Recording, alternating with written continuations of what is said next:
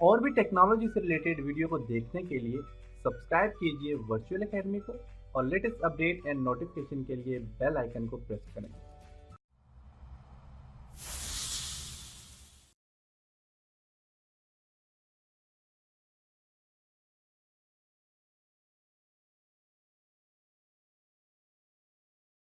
अस्सलाम वालेकुम dear students. आज के लेसन में हम एनपेज में 3 टूल्स के ऊपर काम करेंगे। इससे पहले हमने फाइल मेन्यू के ऊपर काम किया था और फाइल मेन्यू हम कंप्लीट कर चुके हैं। आज के लेसन में हम टूल बार से स्टार्ट करेंगे। तो फर्स्ट टूल इसके यूज करेंगे, जिनमें सबसे पहले pick tool, hand tool and rotation tool. आज के लेसन में हम इन 3 टूलों के ऊपर काम करेंगे। इसके लिए मैं एनपेज को ओपन करता हूँ। अब टाइप करना है एनपेज। ओके ओके, और यहाँ पे फाइल में जाएं और यहाँ से न्यू पे क्लिक करें और यहाँ से ओके।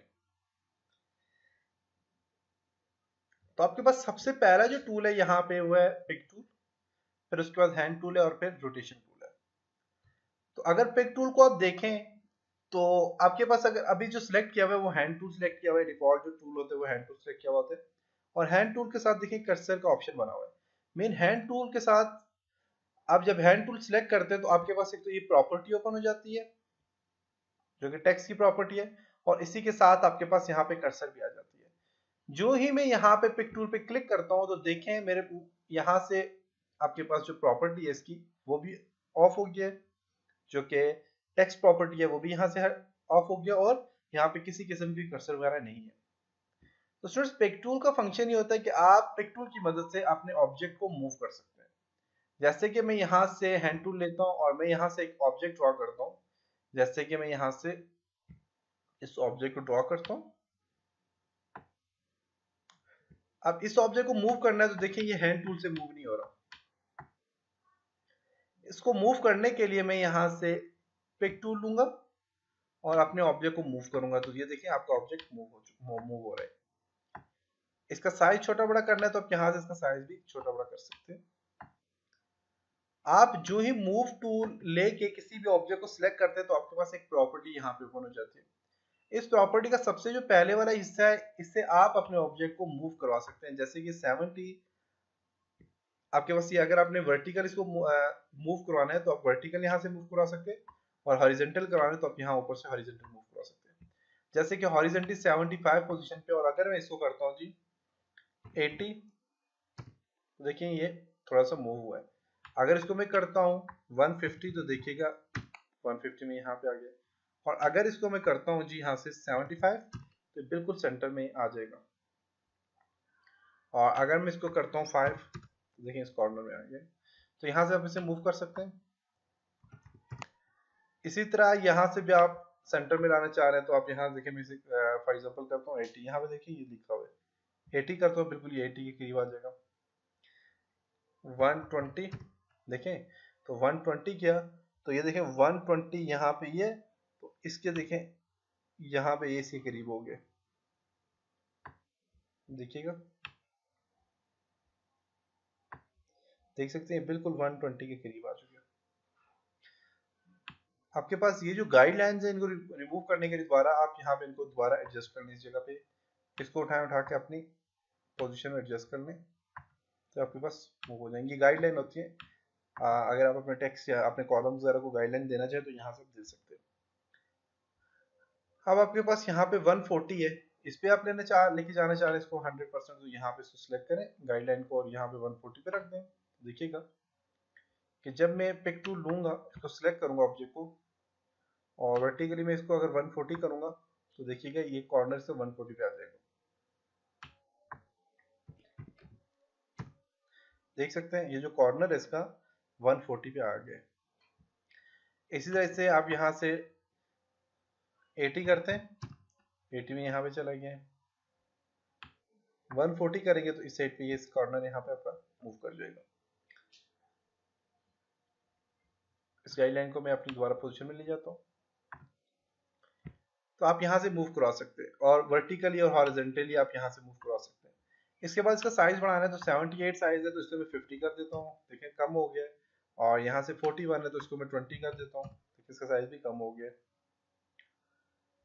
इसके अलावा आप यहाँ से इसके एज कॉर्नर जो है तो आप चेंज करना चाह रहे हैं तो आप यहाँ से चेंज कर सकते हैं।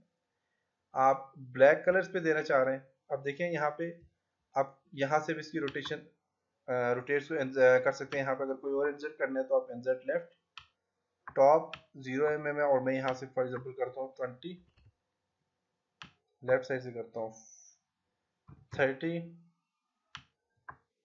40, 20 ओके करता हूँ यहाँ से, तो इसके बीच में एक और ड्रॉ हो जाता है। इसके अलावा आप यहाँ से इसका जो बॉर्डर कलर है वो चेंज करना चाहें तो आप यहाँ से रेड कर सकते हैं। इसके फिल कलर चेंज करना चाह रहे हैं, फिल कलर चेंज कर सकते हैं, कंप्लीट फिल कलर चेंज होगा। बॉर्डर कलर इसका यहाँ पे देखें ये बॉर्डर कलर इस चीज का चेंज हो रहा है। इसका बॉर्डर कलर अगर आप यहाँ से रेड करते हैं रेड हो जाएगा। और आपने इसको अगर डॉटेड में रखना है तो डॉटेड में रख सकते हैं। तो बेसिकली अभी बाहर वाला बॉर्डर मेरा सिलेक्ट किया हुआ है तो मैं इसको जब सिलेक्ट करूंगा तो ये इस पे काम करेगा। डॉटेड में रखता हूँ तो ये डॉटेड में आ गया, देख सकते हैं। साइज बढ़ा के आपको बताता हूँ, डॉटेड में आ गया और इसका कलर चेंज हो गया है। इसमें ब्लैक कलर देते हैं तो ब्लैक कलर के अंदर फिल हो जाएगा, जो भी सिलेक्ट करेंगे देख सकते हैं। और इसी तरह यहाँ पे डॉटेड है, आप इस तरह लाना चाह रहे हैं ये ला सकते हैं। और इसे कन्वर्ट करना चाह रहे हैं, सर्कल में कन्वर्ट करना चाह रहे हैं, इस शेप में कन्वर्ट करना चाह रहे हैं, जिस शेप में कन्वर्ट करना चाह रहे हैं आप यहाँ से कन्वर्ट कर सकते हैं। और यहाँ से आप इसे रोटेट करना चाह रहे हैं तो आप यहाँ से इसे रोटेट 45 एंगल पे रोटेट करता हूँ, रोटेट कर लिया। 0 पे करता हूँ तो 0 पे रोटेट हो जाएगा, देख सकते हैं। तो ये ऑब्जेक्ट आपके ऑब्जेक्ट पे काम कर रहे हैं। अगर ऑब्जेक्ट आप डिलीट कर दें तो आपके पास सिंपल ये एरिया बन जाता है। अब ये जो एरिया है इस एरिया को कलर चेंज करना है या इस एरिया पे काम करना है तो उसको सिलेक्ट करें, यहाँ पे क्लिक करें पिक टूल से, क्लिक किया और यहाँ से आपने क्या करना है इसका डॉटेड में इसको रखना चाह रहे हैं तो ये देखिए ये डॉटेड में आ गया है। इसको आप यहाँ से ऐसे रखना चाह रहे हैं ऐसे आ जाएगा।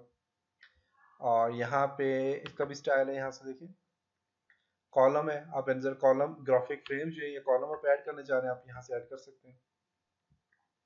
कलर देना चाह रहे हैं ब्लैक, ब्लैक कलर आ जाएगा। इसी तरह ग्रे कलर देना चाह रहे हैं ग्रे कलर आ जाएगा। यहाँ पे व्हाइट ही देना चाह रहे हैं तो व्हाइट आ जाएगा। और ये सारी चीजें यहाँ पे भी आप अप्लाई कर सकते हैं। अब नंबर ऑफ कॉलम यहाँ से नंबर ऑफ कॉलम 1 है, इसको मैं 2 कॉलम देता हूँ तो ये 2 कॉलम में कन्वर्ट हो जाएगा। अभी ये यहाँ पे नहीं हो रहा, इसके लिए अलग से टूल लेना पड़ता है। 3 कॉलम और इन तीनों कॉलम का साइज यहाँ पे चेंज कर लेता हूँ 1।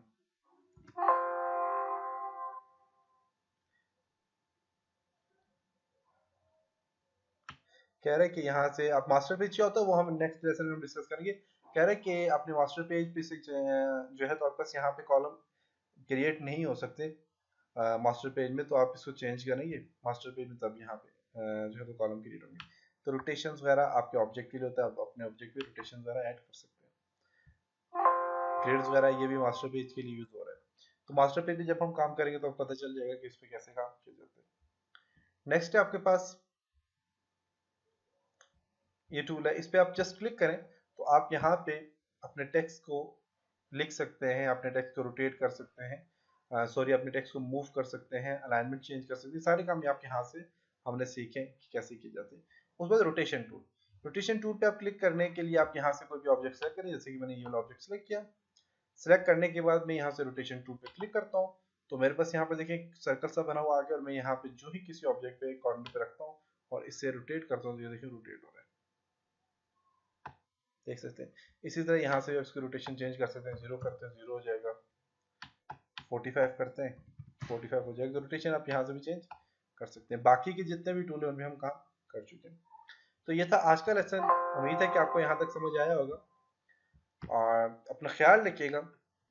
और आपके पास जो एन पेज होता है, एन पेज में कुछ चीज़ों के ऊपर एरर आ जाता है तो उसे टेंशन नहीं लेनी, क्योंकि एन पेज जो है तो बस ये यूँ समझे कि ये आपने ये सिंपल सा सॉफ्टवेयर है, इसमें काफ़ी सारे एरर हैं जिनको अभी सॉल्व जो है तो नहीं किया गया। काफ़ी सारे एरर हैं इसमें, तो उनको कैसे उन पे काम करना है, कैसे सॉल्व करना है, ये जो है तो मैं आपको बताऊंगा नेक्स्ट लेसन में। मिलते हैं, तब तक अपना ख्याल रखिएगा। खुदा हाफिज।